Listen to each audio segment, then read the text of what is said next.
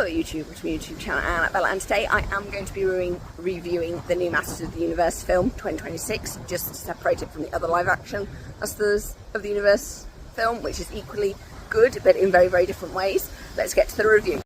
So here we are at the Masters of the Universe 2026 review. This is my cat Bramble. He will be not doing anything for this review, but just getting some loves. Okay.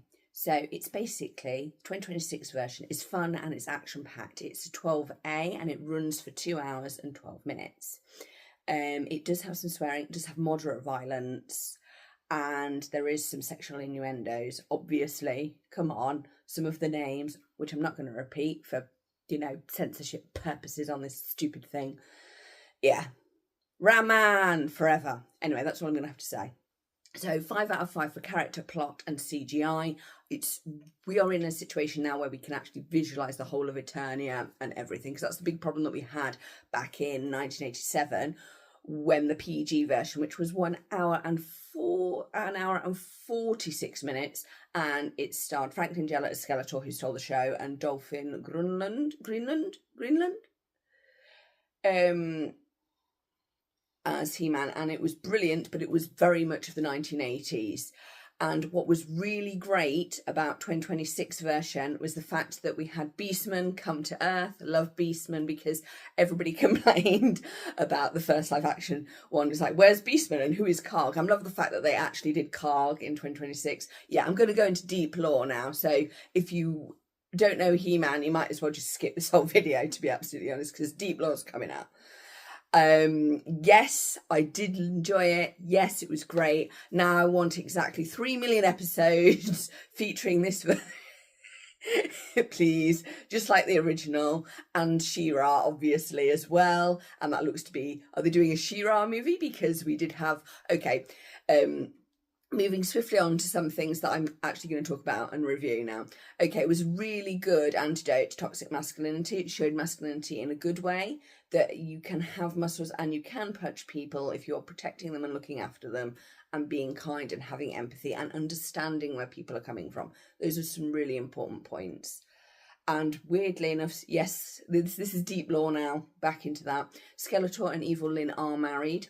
So I'm loving the deep dive that we got into their relationship in this film, and the fact that we got to see Skeletor's morning routine, and the pig boy, who was actually, that role was created for the 1987 film. A child won it as a prize, so they created the part of the pig boy that holds his cane. I'm loving the fact that it got validation in the 2026 film. I've seen it twice. The first version was better, but the sound was slightly off, and that was on Thursday.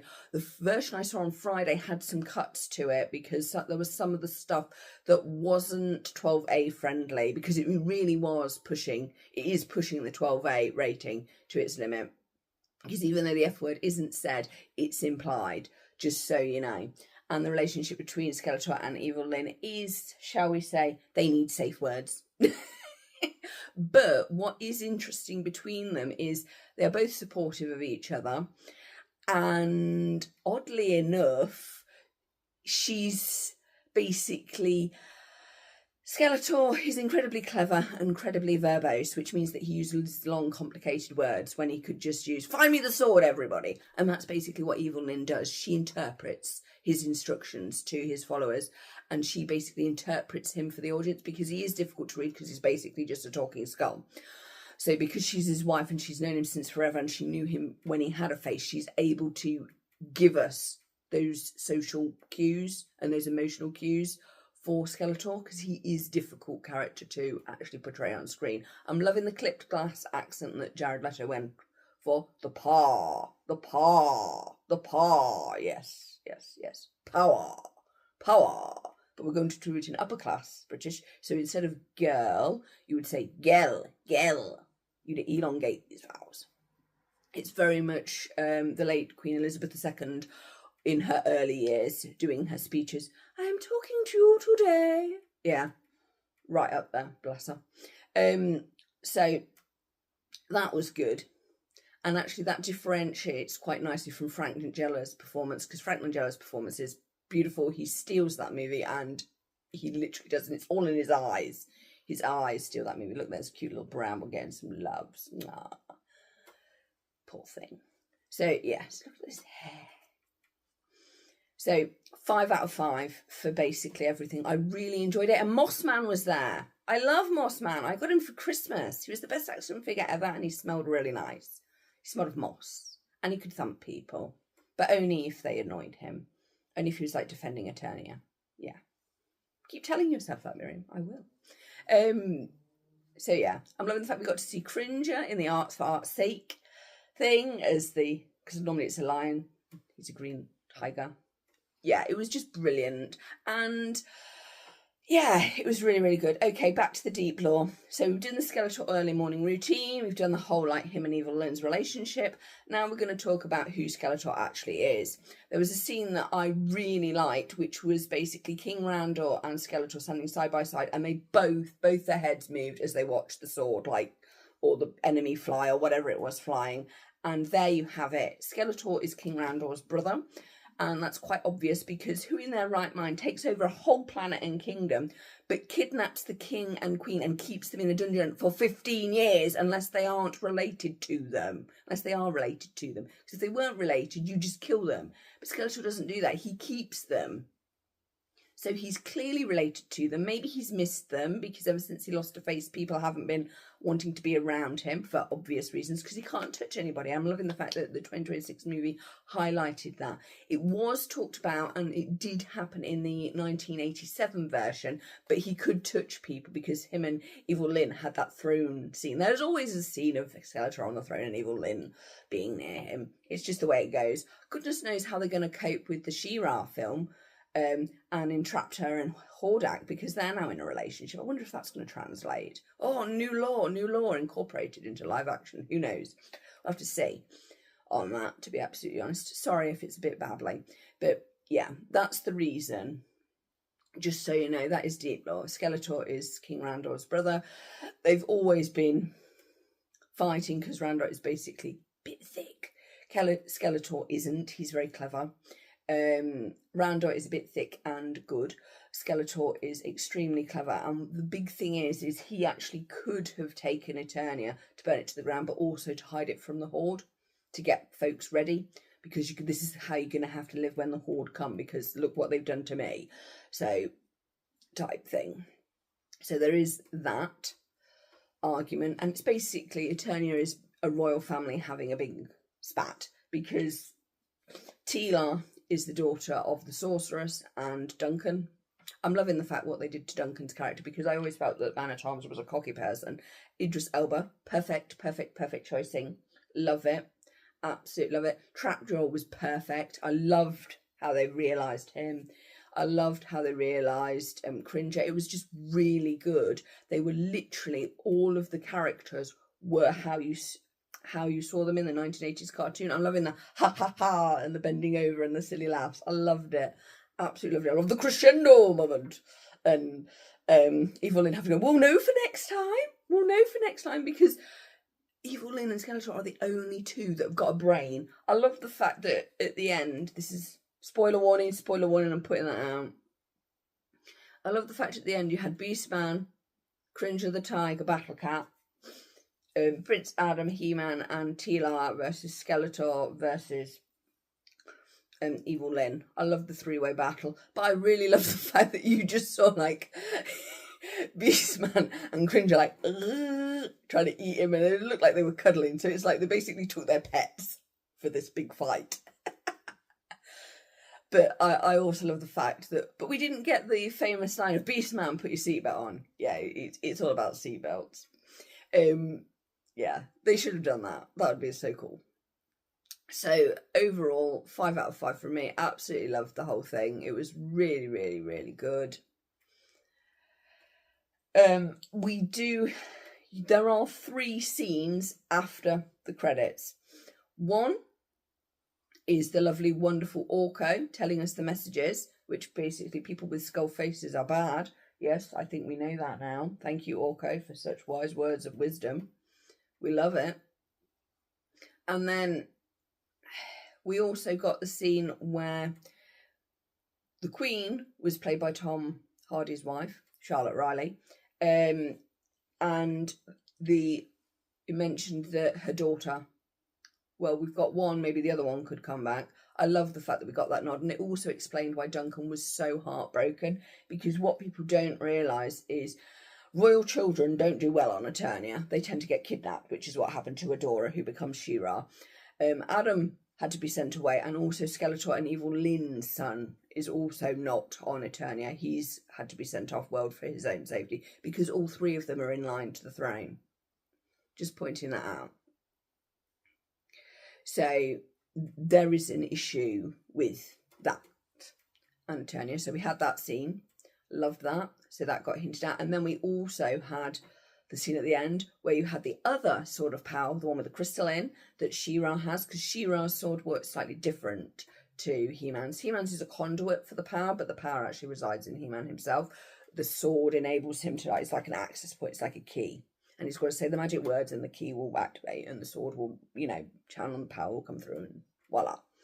She-Ra's operates very similarly, but her sword can do things like turn into a ladder. It's brilliant. Turn into whatever, turn into this, turn into a rope. Whatever she needs, the sword will be. So, yes, she can fight, she can punch. She's just as strong as He-Man. She can punch you in the face and whatever. And I love the fact that He-Man didn't want to do that. He was like, yeah, I can do that, but I actually want good dialogue. We want a conversation. Villains monologue. People have conversations. Ping, pong, ping, pong, ping, pong. Which also brings us back to consent, because I felt that consent was touched on in this film. That there was visible consent given for basically pretty much everything. Unless you're Evil Lyn and Skeletor, but they've had vows, so it's a whole thing. Anyway, moving swiftly on. So 3 post-credit scenes. The music was brilliant. It was all 1980s. Love the Highlander, King Arthur references. Loving the fact that we didn't actually see the sword in any kind of water, but it was Adam that got put in water, not the sword. That is really interesting in itself, because if you put the sword in water, you get rid of, oh, that's Harry Potter. I'm like, no, it's not a Harry Potter thing. It's a King Arthur thing. And obviously then you've got the Lady of the Lake and the whole thing. So I'm loving that. I'm British, so I get castles with eagles and various things, because there's another sorceress who's also in the form who also really like birds, and that's Rowena Ravenclaw. I will be doing a video on Rowena Ravenclaw's life at some point, because there's more things have clicked recently. Anyway, moving away from Harry Potter and its 4 founders of silliness. So, back to Masters of the Universe. So we've talked about Orko and the messages, because that's what they did at the 1980s cartoon. Love that. My grandparents took the time to basically videotape all of He-Man and She-Ra on VHS for me. So they'd use the tape over and over and over again, bless them. The second one was about a reference from Duncan to the Queen saying, well, you never know, we could get the other one back. And then we had the scene that showed She-Ra. Then, of course, we had Evil Lyn. Remember, and this is really important, Evil Lyn is not a witch. She is a former sorceress. That what happened, basically, her and Keldor, that's Skeletor's real name, fell in love, hero mount style, whatever, and they ended up getting married and having a kid that they had to send off world because Skeletor had his unfortunate face off accident at some point. Bye, Bramble. So when it comes to Skeletor, Evil Lyn is tied by oaths that she has said because she's his wife. So when she goes to Castle Grayskull, she knows that castle. She knows it inside out, every floor, every level. Same with Skeletor. When he goes to Randor's palace, he knows every level, everything. It's basically his home. He can do whatever he likes in it. He is Uncle Skeletor, even though Adam doesn't know it. And this is the thing, the children haven't been told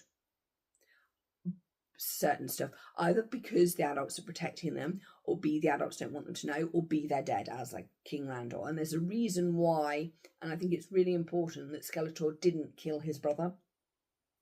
In fact, it was almost like Skeletor and Randor were having a moment where they were watching their nephew fight people and say, yeah, he's good. This is good for us. This means that Eternia is going to be safe, brother. Look what I've done for you, type thing, which was really interesting. And the fact that Skeletor knows, shall I give you a moment? So it's like he's getting back feed off this because obviously he can't join in because he can't be touched because he'd kill them. So that's interesting in itself, and it's actually Adam's actions that caused the roof to collapse and kill his dad. And he never got the validation of, he never said it. So that's going to scar him for the rest of his life. They never said that they loved each other, but they knew that it was there. So then you get Evil-Lyn picking up Skeletor's skull saying, "You've looked better." And she would know because she remembers him with a face. Because Skeletor is really muscly. He can do the fighting, but he just likes to read. And it's one of the reasons why his reading led him to his sorcery, and he's very good at that. It's not that he's a weak warrior. He is not. He can wield a sword, wield an axe, whatever. It's just that he prefers to, he knows strategy. So he's got to use strategy. Because it's important. You can't just punch your way through stuff if you've not got the godly power. Like He-Man. And that's the thing that I also think that they touched on. If you have the good dialogue, you can build the relationship, so then you avoid the conflict, which is really good. So that's how Prince Adam's going to do it, because it's good diplomacy as well, because remember, he's royal. Yes, this is going to be like a 20-minute video. I do not care. This is He-Man. We have to talk the tea, because it's really important. We've got to get the gossip for this, even though I only drink fruit tea. Yeah, moving swiftly on from tea. So Evil-Lyn takes the skull because she knows the ritual to get him back, because actually Eternia needs Skeletor, because there's another thing that's going on here, is there's balance between good and evil. You can't have one without the other. So I'm hoping that they do the next movie, which is She-Ra, Princess of Power, Secrets of the Sword, so that we get her back, because that would be really good. And then we can do the whole Hordak thing, the whole Princess Entrapta thing, the whole of that. I don't know whether they're going to incorporate She-Ra and the Princesses in Power plot into She-Ra and the Secrets of the Sword. I don't know how that's going to work. I'm hoping that it does. I know we've moved on from the movie. I'm hoping that Jared Leto continues his clipped accent for Skeletor, because Skeletor does pop up from time to time. And the relationship between Skeletor and Hordak is usually a hoot. I really want to see Hordak turn into a cannon or a rocket. Because, yeah, and he also in the cartoon had a pig voice, because he did snort rather a lot. Anyway, moving swiftly on from Hordak, because he wasn't actually mentioned, there was loads of stuff in Masters of the Universe 2026 movie that was sort of correcting what happened in the 1987 one. I'm loving the fact that we did see Dolphin again, and we had the good journey thing. That was so awesome. I loved that. I love the pep talk. Brilliant. I love the fact that we got to see Skeletor wearing Nikes in an office. He was like, "What exactly is this?" Because he wouldn't know, would he? He's just like, "What is this?" And that's such a Skeletor question. And it's the fact that Skeletor always asks intelligent questions before he does anything. He's like there, and he's there to do his like thing, and then he's like, "What is this? Where am I?" Because he's never seen it before. It's a valid question, and it just shows you how intelligent and clever he actually is. The failed date he gets, but I totally enjoyed this film. 5 out of 5, loved it. Yeah. And I'm liking the fact that we actually got to see Skeletor's magic, because very often in the past, yes, he can do the fighting, and they have shown that. But I love the fact that in this film we got to see the magic, and we got to see his intuition, and the fact that he can touch people on their heads and read emotions, which is why him and Evil-Lyn get on so well, because Evil-Lyn also can do the same thing. She can read people. Like we did see very nicely in the 1987 movie. I felt that Evil-Lyn always lands on top. She's like a cat. She always comes out on top. She's really good at it. And it's interesting that she said to Teela, "Why don't we let them two get out so we can skedaddle?" And Teela was like, "No." But you know, and I'm loving the fact that we also got Evil-Lyn rolling her eyes when he started babbling about "I'm going to masculine power," and she's like, "Oh, you're such a bonehead husband." Yeah, she married a bonehead. He was a bonehead even before he lost his face. Yeah. So we've got all of that. It's going really well. I'm hoping that we're going to get a couple more movies. I think we should. I'm loving the fact that we had the Fright Zone, which is an area where Hordak lives, basically the Forbidden Planet. And I'm loving the fact that we had the scene where like this guy said to him, I have a staff. I have a wizard staff. And the other guy was like, no, get away from him.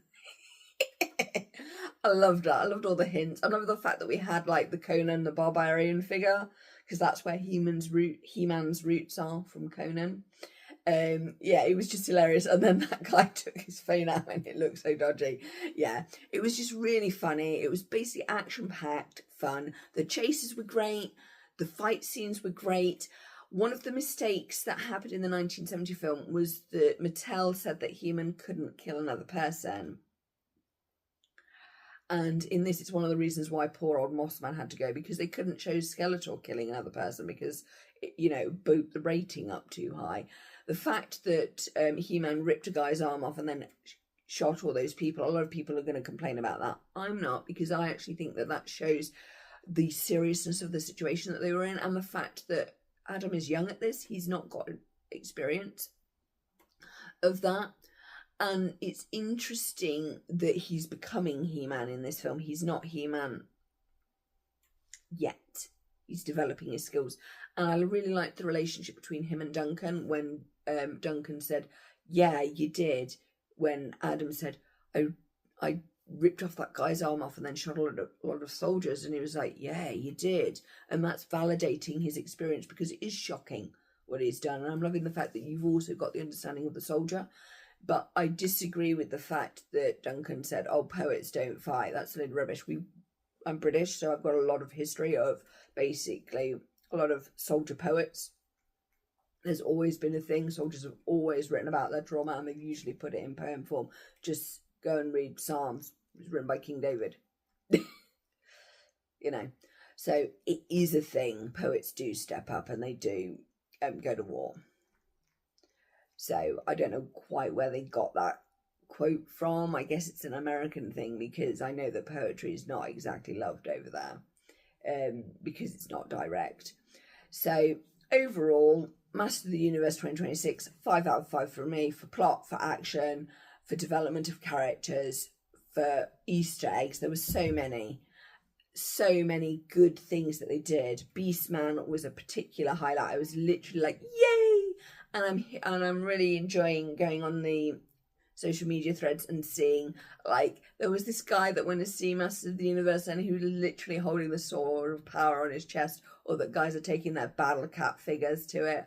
I'm loving that. I got a really nice large tub of popcorn that changes from He-Man to Skeletor. I could go and show it, but I can't.